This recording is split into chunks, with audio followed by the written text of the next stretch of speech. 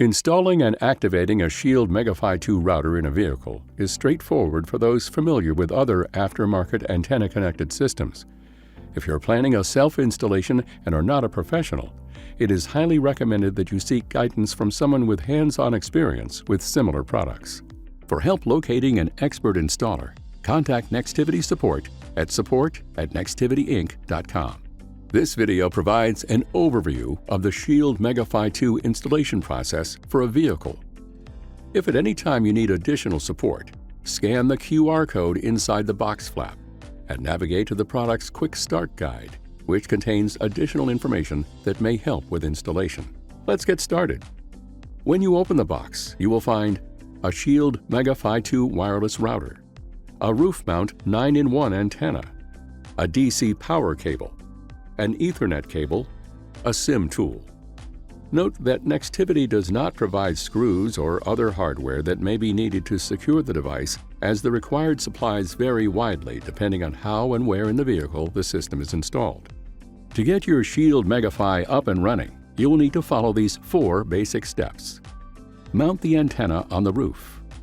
Install the Shield MegaFi unit inside the vehicle. Connect the MegaFi to the vehicle power and antenna leads. Log into the system for setup and configuration. Let's get started by mounting the antenna. First, select a location for the antenna.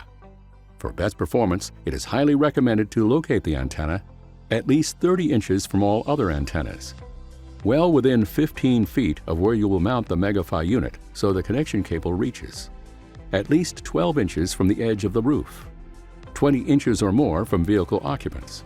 To mount the antenna, first drill a hole in the roof to run the cables through. Next, place the antenna on the roof and feed the cables through the hole.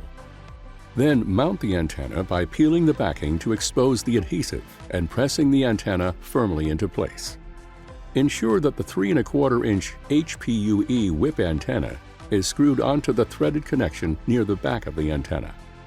Finally, go inside the car and use the mounting hardware to secure the base of the antenna.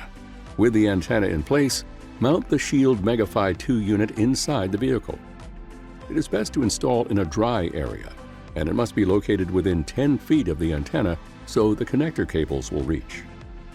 If the MegaFi 2 is being installed so you can't see or access the bottom of the unit, we highly recommend taking a picture of the label before permanently mounting the device. Save the image somewhere you can find it, as you will need it later for device identification and configuration. Connect the labeled antenna leads to the matching corresponding connectors on the MegaFi 2. Take care when doing this, as connecting the antenna leads incorrectly may damage the antenna or the device. Now it's time to connect vehicle power to the MegaFi. Identify the 4 wires included in the MegaFi power cable. Connect each wire to the corresponding location on the power management block in the vehicle. With antenna and power cable connected, power up the vehicle. Shortly after the power is applied, the MegaFi 2 display will illuminate and show a loading screen. The MegaFi 2 may take a few minutes to fully boot up. You will know it's done when the Internet icon on the display changes from gray to blue. Approximately 30 seconds after power is connected, the display screen will start rotating among 3 pages, changing every 15 seconds. This is normal. Congratulations! The system is now installed in the vehicle and ready for setup. You'll need your computer for the next steps. To access the MegaFi 2 router's configuration menus, you need to connect the device to a computer that is connected to the device's local network.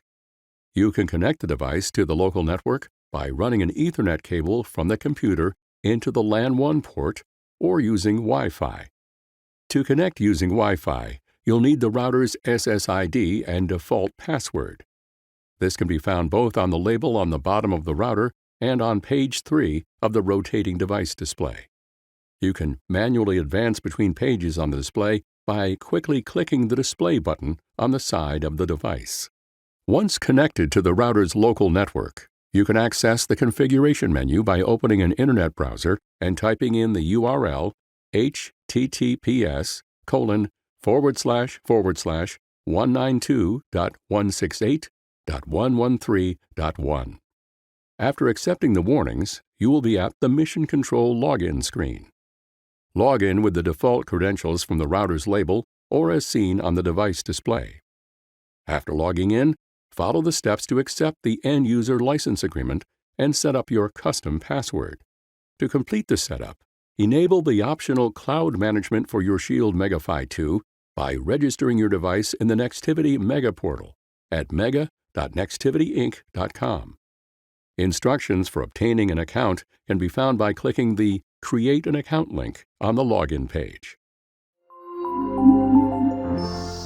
Additional support is available through the Shield MegaFi 2 product page on Nextivity's website at www.nextivityinc.com.